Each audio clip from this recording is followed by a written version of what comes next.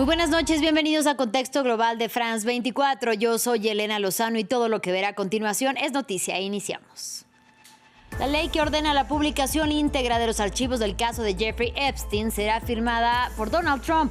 Sin embargo, contiene excepciones que preocupan a las víctimas del abusador sexual y pederasta, ya que permiten que el Departamento de Justicia se reserve información. El presidente ucraniano Volodymyr Zelensky visitó Turquía. Allí se reunió con el mandatario turco Recep Tayyip Erdogan, que se volvió a proponer para mediar entre Kiev y Moscú junto a Donald Trump. En tanto, un plan de Washington que cruza líneas rojas para Ucrania habría sido presentado a Kiev para lograr cese el fuego. El gobierno de México anunció la detención del principal autor intelectual del asesinato de Carlos Manso, alcalde de Uruapan, asesinado a tiros en un acto público. Se trata de Jorge Armando N., también conocido como el Licenciado, líder de una célula vinculada al cártel Jalisco Nueva Generación. En economía hablaremos de los resultados de la empresa Nvidia, que habían generado mucha expectativa, especialmente sobre el cierre de los mercados en Estados Unidos. Junto a Luis Méndez Urich, damos una mirada a los ingresos del fabricante de chips en el tercer trimestre y la razón por la que los resultados eran esperados.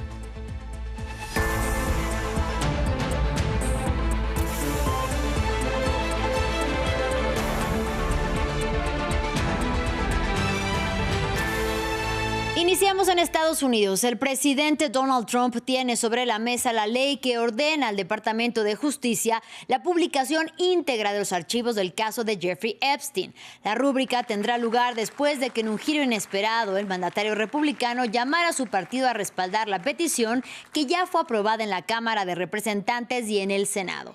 Sin embargo, el texto contempla excepciones que preocupan a las víctimas del abusador sexual y pederasta, ya que permiten que el Departamento de Justicia se reserve información que sería clave para condenar a los culpables de abuso y complicidad con Epstein.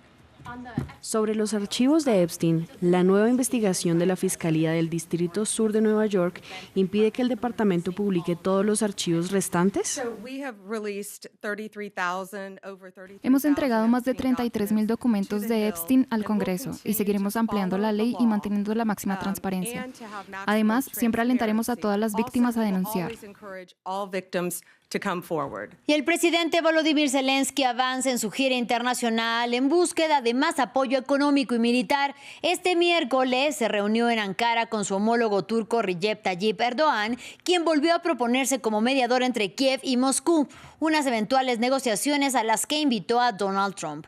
Y mientras Zelensky intenta reforzar sus apoyos internacionales, su gobierno habría recibido una propuesta de Estados Unidos para lograr un cese el fuego con Rusia, que implicaría la cesión de territorios ocupados a Moscú y la reducción del ejército ucraniano, además de la entrega de sus armas de largo alcance, según una versión de The Financial Times y The Guardian. Para hablar sobre el tema, saludo con mucho gusto a Martín Baña, quien es doctor en Historia por la Universidad de Buenos Aires y profesor adjunto a cargo de la Cátedra de Historia de Rusia en la Facultad de Filosofía y Letras de la UBA. Bienvenido y gracias por la comunicación, profesor.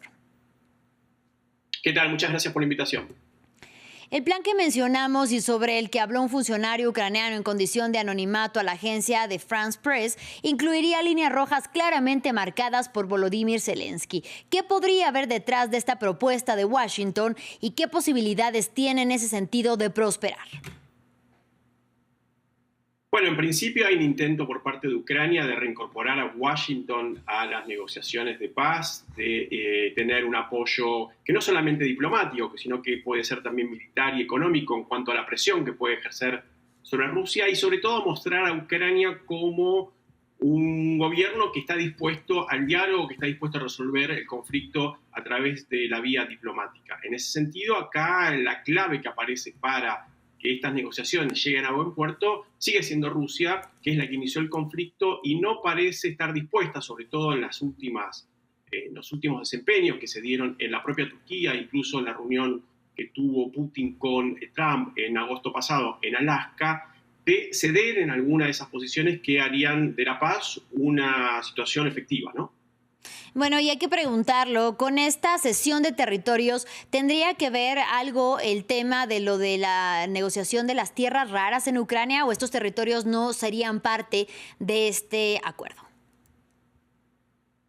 Claro, Claro, todo tendría que verse después con cuando se publique el acuerdo y efectivamente se sepa qué incluye, pero eventualmente la cuestión de las tierras raras es un elemento que ya se ha incorporado a las conversaciones de paz y eventualmente es un elemento que Ucrania podría ceder para conseguir apoyo por parte de Estados Unidos, pero hay que tener en cuenta que aquí lo que se está pensando, en todo caso, entre Estados Unidos y Ucrania es en el futuro, luego de una vez finalizada la guerra. En ese sentido, Turquía también aparece como un actor fundamental para tener en cuenta en tanto y en cuanto se plantea como una suerte de intermediario entre Occidente y entre Rusia y que puede ocupar algún lugar de poder dentro de la reconfiguración geopolítica a la cual estamos asistiendo en los últimos años. Justamente ahora vamos con Turquía, pero primero me gustaría que habláramos acerca de que mientras Zelensky intenta impulsar la vía diplomática, en el terreno de la madrugada de este miércoles, por ejemplo, Rusia volvió a lanzar una ofensiva aérea contra Ucrania que mató al menos 25 civiles, según informaron las autoridades ucranianas. En ese sentido, en el largo plazo, ¿Kiev tiene realmente la capacidad de seguir luchando contra Rusia, que maneja una guerra de desgaste? Exactamente, Rusia no tiene ningún problema en proseguir la guerra, de hecho es lo que ha demostrado en el último tiempo. En ese sentido, Ucrania va a poder seguir sosteniendo el esfuerzo bélico en tanto y en cuanto siga continuando con el apoyo militar y financiero tanto de Europa como de Estados Unidos, como lo ha venido teniendo hasta este momento. Y ahora se agrega el apoyo diplomático de Turquía. En ese sentido, Ucrania puede considerarse como un gobierno que puede lograr algún tipo de ayuda para ejercer presión sobre Rusia en todos los ámbitos, no solamente militar, que es importante en este contexto, sino también diplomático y económico, tanto en cuanto Europa y Estados Unidos pueden ejercer presión a través de sanciones contra el país ruso, ¿no? Hablando de Ankara, ¿qué decir sobre el papel de Turquía que nuevamente se ofrece como mediador? Y se lo pregunto porque se trata de una relación a veces amistosa, a veces hostil entre los presidentes. Estoy hablando, por supuesto, de Recep Tayyip Erdogan, pero también del presidente ruso de Vladimir Putin, que ambos son críticos de Occidente y sus países dependen uno del otro. Totalmente, pero en el caso de Turquía lo que se observa es una conducta más bien pragmática, en el sentido de que puede aparecer como un mediador efectivo. De hecho, ya ha logrado algunos resultados concretos, como por ejemplo el intercambio de prisioneros entre Rusia y entre Ucrania. Eso fue logrado gracias a la acción de Turquía y que eventualmente ahora puede considerarse como un mediador que puede lograr resultados un poco más amplios, concretos y duraderos, como por ejemplo la paz entre los dos países. En ese sentido, a Turquía le daría un lugar más preponderante y de cierta influencia geopolítica a nivel global, ¿no? Usted hablaba precisamente del intento por parte de Turquía, pero también de Kiev, de sumar a estas negociaciones a Donald Trump. En ese sentido, ¿qué es lo que no ha permitido avanzar en la mediación por parte de Estados Unidos en este conflicto que, según Trump en su momento dijo, no hubiera iniciado si él hubiera estado en la Casa Blanca, pero además que había prometido que terminaría al siguiente día de regresar a la Casa Blanca en enero?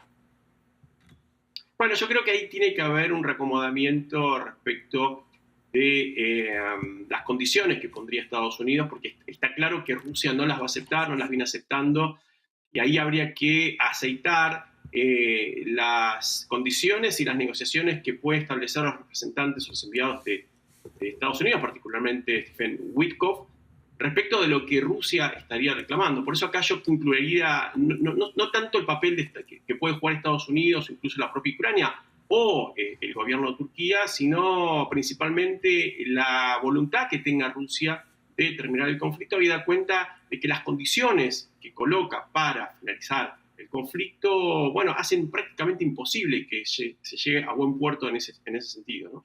Muchísimas gracias al doctor Martín Baña por su análisis y hasta la próxima. Un placer, hasta luego.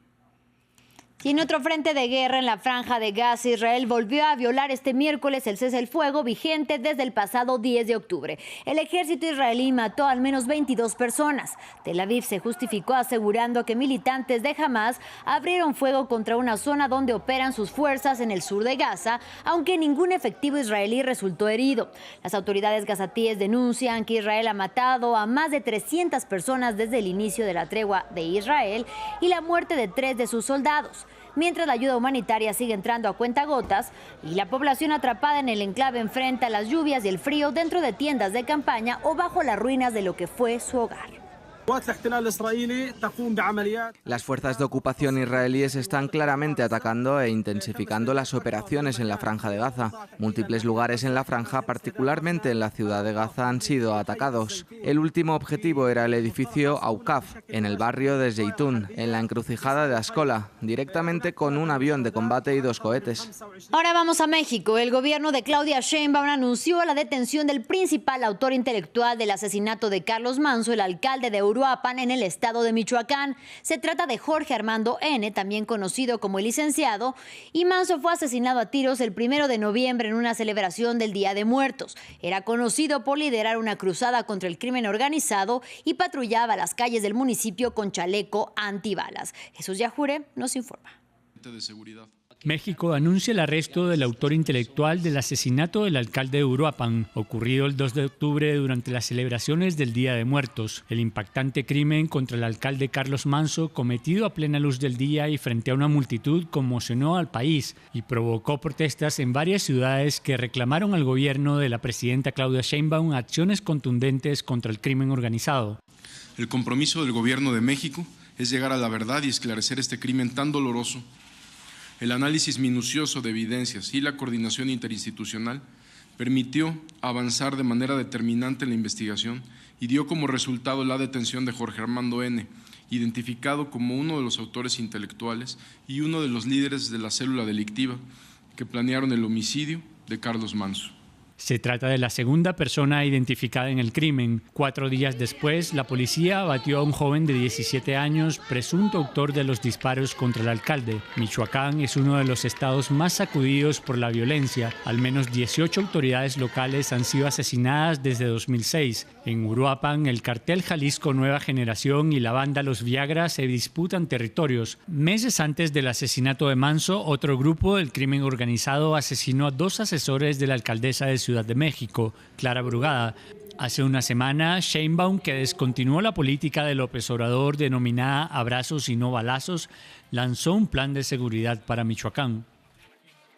En los últimos días hemos visto dolor e indignación por el cobarde asesinato del presidente municipal de Uruapan, Carlos Manzo. Compartimos el sentimiento. A todas y todos los michoacanos les decimos no están solos. Personalmente, daré seguimiento cada 15 días al Plan Michoacán. El Plan Michoacán de Paz y Justicia, como fue llamado, involucra el despliegue de más de 10.500 funcionarios del Ejército, la Fuerza Aérea y la Guardia Nacional de México. Seguimos en la región latinoamericana. Cuba atraviesa una nueva crisis energética que también se prepara para encarar un nuevo brote de dengue y chikungunya con 47.000 ingresados en sus hospitales. De ellos son los menores de edad los que enfrentan condiciones críticas. Una historia que la cuenta nuestro corresponsal en La Habana, Luis Muñoz. El principal problema de salud en Cuba en este momento es el chikungunya, una arbovirosis que, igual que el dengue, está causada por picadura de mosquito. La información la dio en televisión el director del Centro Nacional de Epidemiología, el doctor Francisco Durán, quien además informó que hay más de 47.000 personas ingresadas, la mayoría de ellas de forma domiciliaria, tanto por chikungunya como por dengue, y hay más de 120 personas hospitalizadas en condición grave. Sin embargo, estas cifras son un subregistro, pues muchos centros de salud cubanos no disponen de los test suficientes, mientras que muchos pacientes deciden tratarse la enfermedad en casa. El virus, como popularmente se está conociendo a esta dolencia, es la gran conversación de los cubanos. Los que la han superado describen fiebres altas, además de dolores articulares que se pueden prolongar durante semanas. La esperanza ahora es que con la gran cantidad de contagios se logre una gran inmunidad y además que con la llegada del frío y la temporada de invierno se reduzca el número de mosquitos. Esta situación coincide con la crisis económica y las sanciones estadounidenses por las que atraviesa Cuba, que diezman la capacidad para conseguir combustibles. De esta forma se dificulta la fumigación, pero también la recogida de basuras. Esta se puede acumular durante días en las calles cubanas, facilitando la propagación de los mosquitos contagiados. Y en otro orden de ideas, vamos a Brasil. En Belém, los participantes de la Cumbre Climática de las Naciones Unidas, la COP30, esperan las resoluciones de las negociaciones finales que se desarrollan en esta jornada. El presidente de Brasil, Luis Ignacio Lula da Silva, regresó hoy a la ciudad amazónica que alberga la cumbre, a la que asisten cerca de 200 países para reunirse con negociadores considerados como claves, con los que busca consensos en temas que han generado divisiones: los combustibles fósiles y el financiamiento climático. El mandatario brasileño ya señaló que cada país debe de abandonar los combustibles fósiles a su ritmo. Voy hacia Brasilia con la certeza de que mis negociadores lograrán el mejor resultado que una COP pueda ofrecer al planeta Tierra. Es tiempo de economía en France 24. Y para hablar de números y cifras ya está con nosotros Luis Méndez Urich. Bienvenido, Luis. Muchísimas gracias, Elena. Luis, pues vamos a iniciar hablando de los resultados trimestrales de la empresa Nvidia. Así es, Elena. Esta empresa tecnológica estadounidense informó que obtuvo ingresos récord en el trimestre que finalizó el pasado 26 de octubre, al cerrar dicho periodo con cifras de 57 mil millones de dólares, un 22% más que el segundo trimestre de este año y 62% más que lo registrado en el mismo periodo, pero del año pasado. El precio de la acción de esta empresa cerró previo a la publicación de los resultados en $186,52, un incremento a lo largo de la jornada de 2,85%. Pero estos resultados, muy esperados a lo largo del día, generaron cierres al alza en Wall Street. Provocaron que el Dow Jones cerrara con 0,1 de punto porcentual al alza. El Standard & Poor's 500 cerró con 0,4% al alza y el Nasdaq cerró con un 0,6% de incremento. Los resultados presentados superan las estimaciones de los analistas, que esperaban poco más de 54 mil millones de dólares. La empresa proyecta ventas para el cuarto trimestre fiscal por el orden de los 65 mil millones de dólares. Esto superando lo que eran las estimaciones de los analistas, que la ubicaban en 61.660 millones de dólares. En un comunicado emitido por la empresa se reveló que esta devolvió 37 mil millones de dólares a sus accionistas mediante la recompra de acciones y el pago de dividendos en efectivo.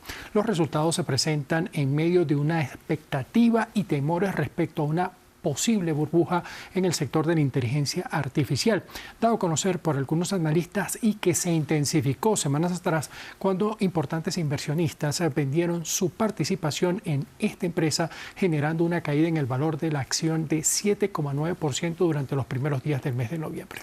Luis, y hablando de inteligencia artificial, el presidente de Rusia, Vladimir Putin, se pronunció al respecto. Así es, el mandatario pidió la creación de un grupo de trabajo nacional para coordinar las labores en la nación de modelos de inteligencia artificial generativa, esto de desarrollo propio, ya que ello, a su juicio, son vitales para preservar la soberanía. No podemos permitir una dependencia crítica de sistemas extranjeros. Para Rusia se trata de una cuestión de soberanía estatal, tecnológica y, diría yo, de valores. Por lo tanto, nuestro país debe poseer una gama completa de tecnologías y productos propios en el campo de la inteligencia artificial generativa. Bueno, y justamente hablando todavía de inteligencia artificial y de tecnología, la empresa Meta está pasando por complicaciones porque está siendo investigada en España. ¿Qué ocurre, Luis? Esto lo dijo el presidente del gobierno de España, Pedro Sánchez, indicando que la matriz de Facebook, Instagram y WhatsApp debería responder por un caso de presunta violación de la privacidad, además de otras normativas dentro de la Unión Europea. La investigación se presenta en el marco de una situación internacional que descubrió que Meta habría utilizado un mecanismo oculto para rastrear la actividad web de los usuarios en dispositivos Android. Refirió Sánchez, para algunos analistas la situación podría ampliar más estas diferencias que ya tiene España con Donald Trump, quien ha cuestionado a esta nación por sus aportes a la OTAN y además ha criticado la ley de mercados digitales de la Unión Europea. Que han revelado cómo esta empresa, esta plataforma digital, Meta, la empresa que está detrás de Facebook, de WhatsApp, de Instagram, habría estado supuestamente espiando a millones de usuarios y usuarias sin su conocimiento. La plataforma tecnológica Meta deberá rendir cuentas en el Congreso de los Diputados, que es la sede del Parlamento Nacional, sobre este caso. Porque en España la ley está por encima de cualquier algoritmo o cualquier gran plataforma tecnológica. Pero en Bruselas, activistas que luchan por los derechos a la privacidad de los ciudadanos europeos protestaron frente a la Comisión Europea para instar a la presidenta de este organismo, Ursula von der Leyen, a defender las leyes digitales de ese continente. Bueno, tendremos que estar al pendiente de cuál es finalmente la respuesta del CEO, pero también cofundador de Meta, Mark Zuckerberg, Luis. Así es. Bueno, y ahora nos vamos a Estados Unidos nuevamente porque hay expectativa por los recortes de las tasas de interés por parte de la Fed. Así es, en esta nación se revelaron los datos de las actas de la última reunión del Comité Federal de Mercado Abierto y allí se conoció que algunos miembros se mostraron en favor de mantener sin cambios los tipos de interés por lo que resta de año. Recordemos que el pasado mes de octubre, en medio del cierre del gobierno de Estados Unidos, la Reserva Federal rebajó en 25 puntos base su tipo de interés para ubicarlo en un rango de 3,75 a 4%. De mantenerse esto de cara a la próxima reunión prevista para el mes de diciembre, no le caería nada bien a Donald Trump, quien volvió a referirse a Jerome Powell durante el Foro de Inversión de Estados Unidos y Arabia Saudita, donde se revelaron nuevas inversiones entre los dos países. Tiene serios problemas mentales, algo le pasa. Para ser honesto, me encantaría despedirlo, deberían despedirlo. Es un incompetente total y deberían demandarlo por gastar $4.000 millones en construir un edificio pequeño. Y finalizamos también en la Unión Americana porque se revelaron datos de comercio internacional. Así es, de acuerdo con el Buró de Análisis Económico, que es un organismo que depende del Departamento de Comercio, las importaciones de bienes y servicios mostraron una caída de 5,1% en el mes de agosto. Esto al ubicarse en $340.400 millones, una situación que se atribuye a los drásticos aranceles impuestos por Donald Trump y que entraron en vigor el pasado 7 de ese referido mes. En cuanto a las exportaciones, estas registraron un aumento de 0,1 de punto porcentual respecto al mes de julio hasta los $280.800 millones, con lo cual el déficit comercial de la Unión Americana se ubicó en $59.600 millones.